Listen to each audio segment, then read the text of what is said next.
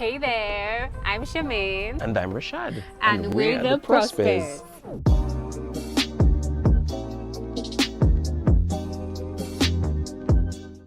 Okay guys, so we have some questions that we're going to both answer. If you see me looking down at any point, it's because I have my book with my questions there on my lap. All right, so babe, would you like to start? Sure. What's the first question? First question, when and how did we meet? Okay, so we met. We met back in 2015 while we were in Cuba studying medicine. I initially didn't really notice her, but eventually we started getting really close, and then I still remember that first text that you sent me. She's like, "Hey Rashad, it's Shamaine." Okay, so here is my version of the story. So we met, like you said, back in 2015, and we were in pre-med. So at times you would pass each other in the corridor and he would randomly just say hello, and he started a conversation one day asking me about my family, about where am I from. So I told him I had family in St. Lucia and I had a grandfather that's in St. Lucia.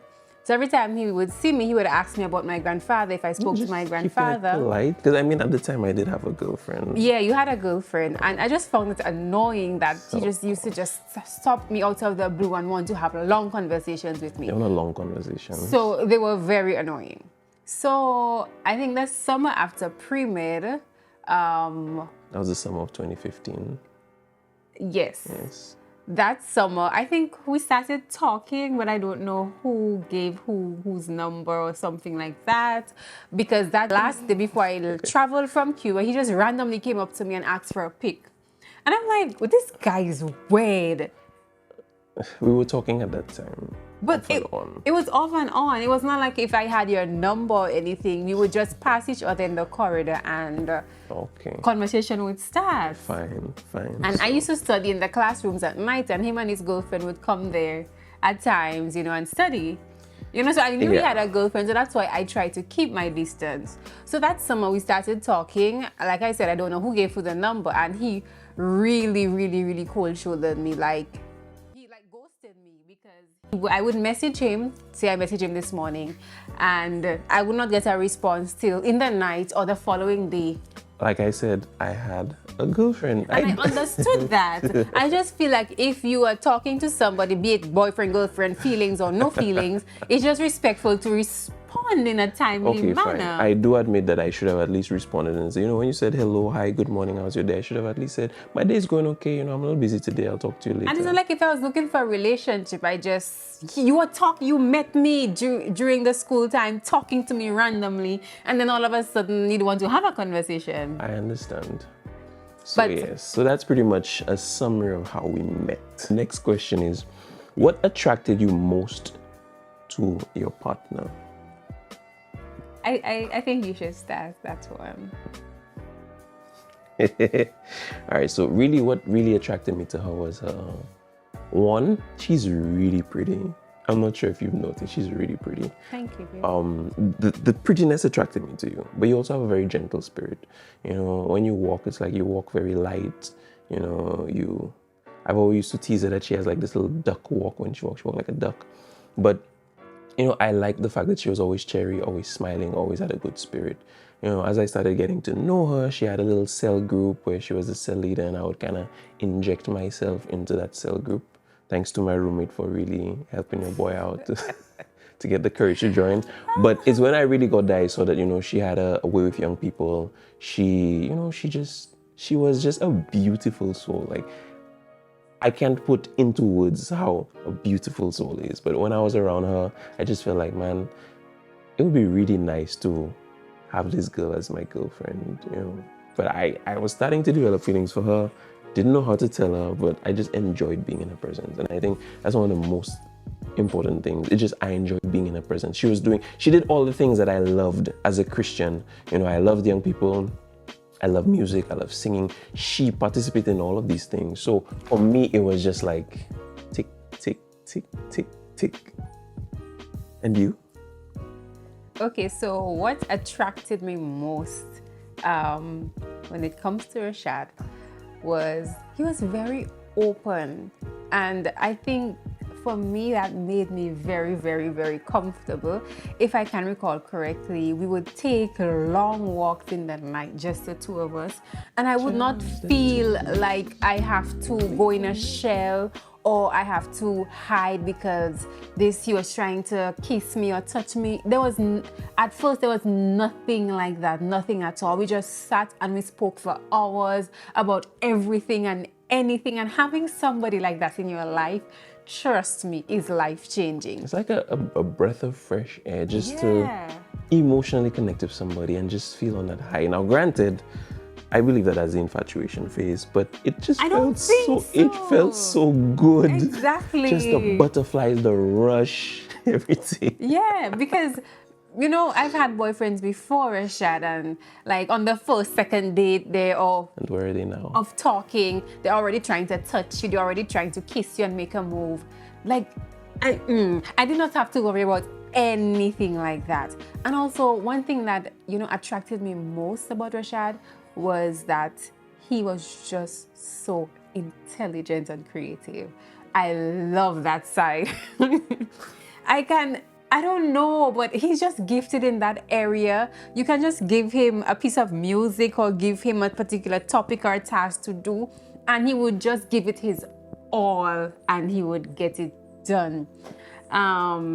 So I think that's it. Let's move on to the next I want to say question. something else. Something else that really attracted me, you know, to Rashad was his love for God and his love for music, Christian music. He always, from the inception, spoke about that group that he had and they wanted to put on that concert, and which never happened. And this guy just loved music and he loved God. He loved worship. And I remember that we would just sit down, he'd bring his little guitar and we would just sing and we'll just worship. And for me, that was just like heaven, finding a guy that had the same interests and the same love and passions as I did. Oh, trust me. Yeah. But you know what they say is like in the church, when you really like a girl, you make sure you highlight in your Bible all the different scriptures, and you sit down next to her on a Sunday and you're like, hey, would you like to read? Even though it's on the screen, would you like to read from my Bible? So when she opens it, she sees, man, this guy is highlighting all the good scriptures and all the different colors, and this guy. Or, you know, when you're in the church activities, you carry all the chairs, you know, to impress the... And he literally did that, trust me. Moving on. Who said, I love you first? You did. That's not how I remember that. That is not how I remember. You did. Yeah. He did. Trust me. That's not I remember that. There was a night by the river. We were talking and something had happened, and we were always having... Now, when we had started our relationship, we started having these power struggles. You know, she always felt like, I don't need no man, I'm independent, but then at the same time, I want to be in a relationship with you. So I remember one day we had this discussion. I was like, you know what, if you're not willing to treat me how a man should be treated, you want to disrespect me, I'm leaving. I stood up, I turned around, and I walked away. And then she grabs my hand. It's like a movie. As soon as I'm walking, she grabs my hand. She's like, no, don't go. She looks me in the eye and she's like, I love you. I honestly do not think that was the first I love you in the relationship, and I was not the first person to say it. Please stay, I love you. I have a different recollection of that experience and of the I love you moment, but that's for another story. Okay, that's for another story. Have you ever broken up? Yes, we had actually one major breakup. We had one major and many minors. The minors are just ridiculous. Yeah, like really ridiculous. Trust me. And who really initiated the minors? Most of the time, yours truly. Okay. But yes, that long breakup Who initiated the major breakup? Most of the times, the one time it was me.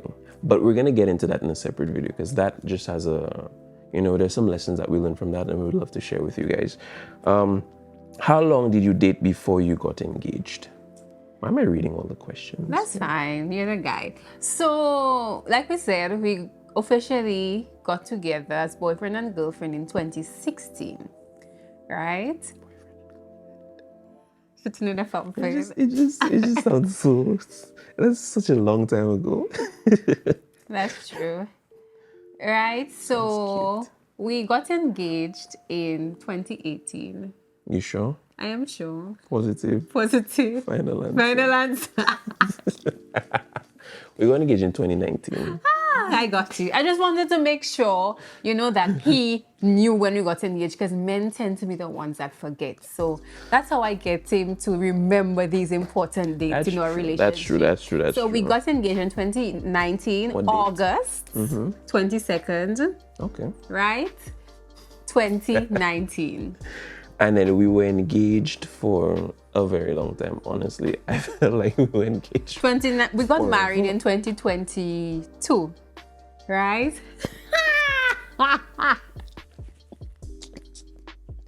That's another one, right? So we got married in 2021, August like this year, 2022. Right? Okay. So let's do the math. You let me know if my maths are not mathing. So 2019 gone, 2021.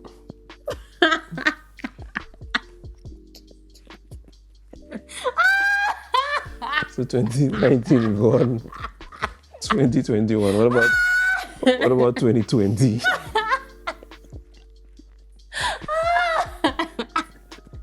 Okay, let's do that again. No, it's okay. I did it already. 2019, 2020, 2021. Yes. 2 years. We were engaged for about 2 years. 2 years not that long. What 2 years is a long time. Listen, and in another video, we're going to talk about how it was being engaged for 2 years, because being engaged is the stepping stone to marriage. So there's more expectation in the relationship, but at the same time, it's not a marriage. So there's certain things that are not allowed, certain boundaries that are not supposed to be crossed. And then you find yourself in this state of, as Paul would call it, burning for just 2 years. So we're going to talk about it in another video. Okay. Yeah. So were you nervous on your wedding day?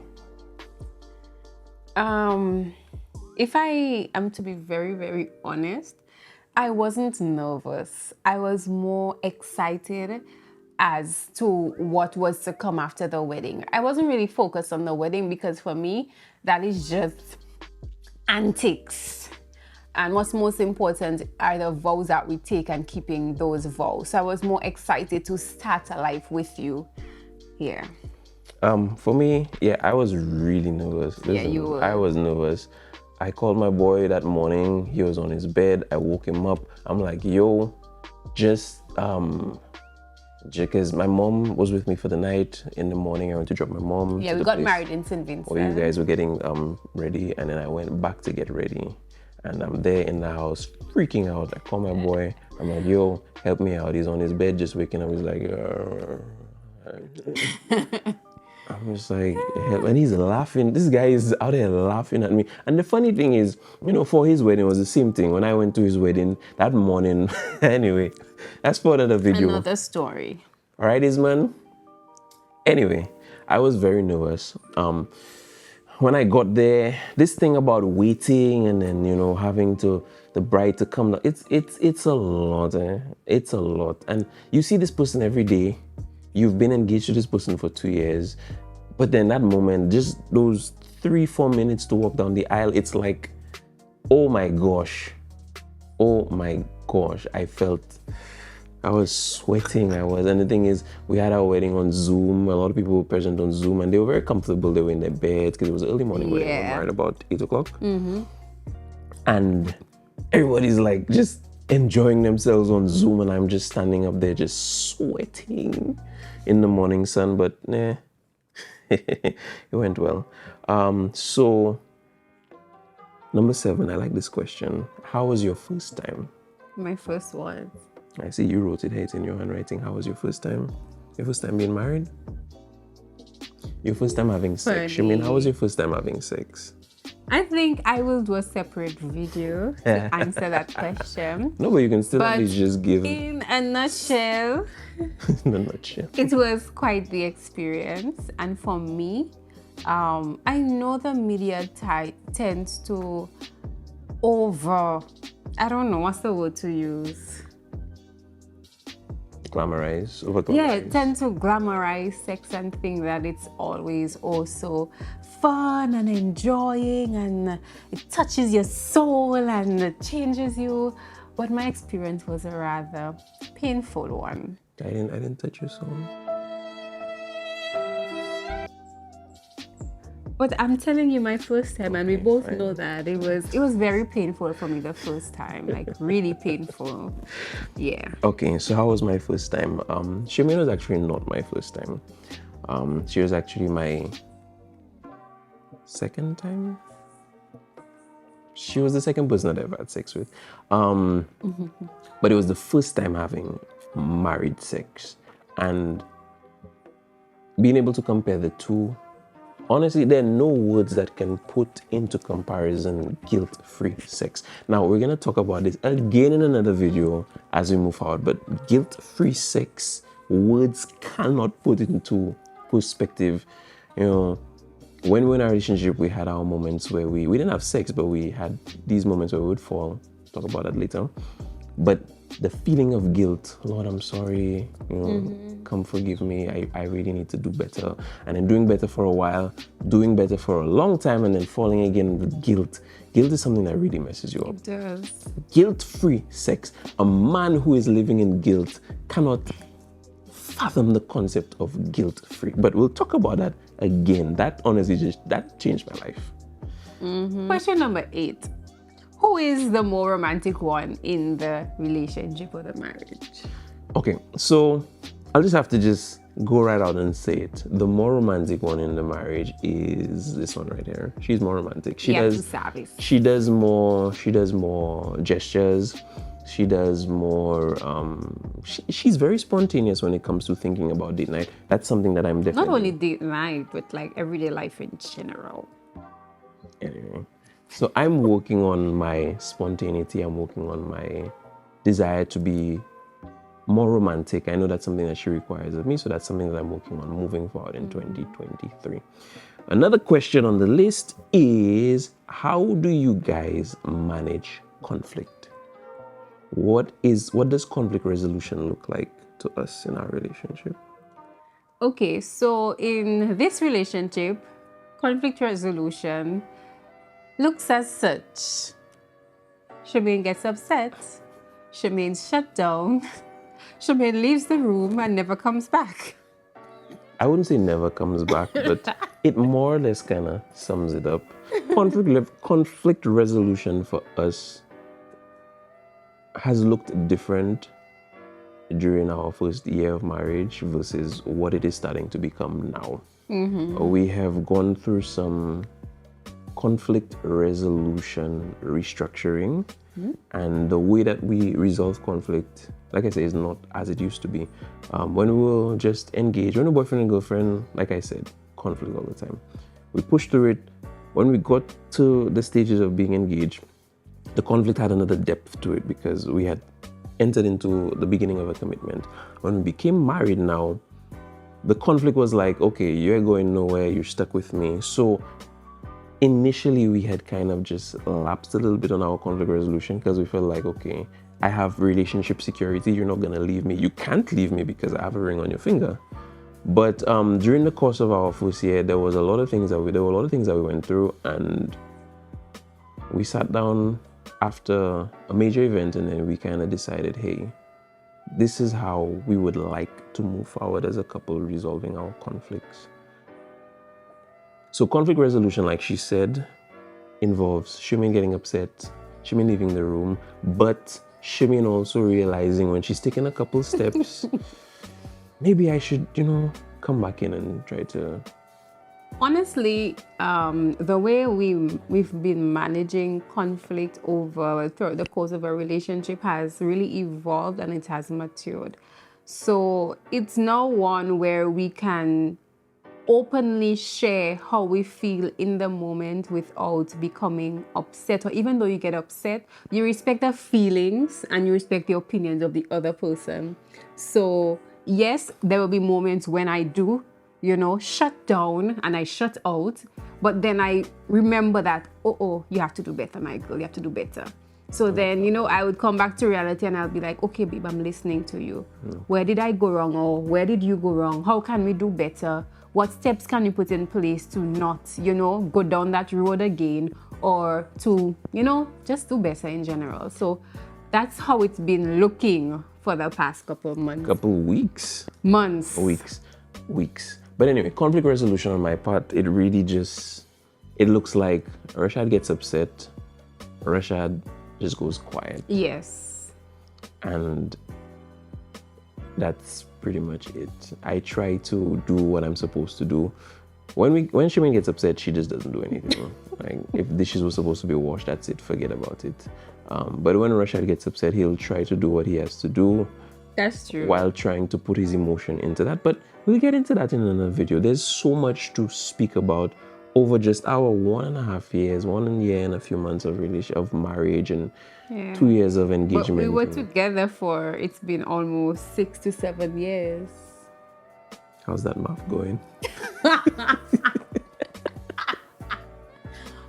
Babe. Okay, you good. 6 to 7 years. Yes, yeah. babe. Yeah, 16 and 17, yes, 18, yes, 19, yes, 20, yes, 21, yes. 22, and then we're in 23. We're not in 23 yet, but We're almost you should have there. stopped when you were.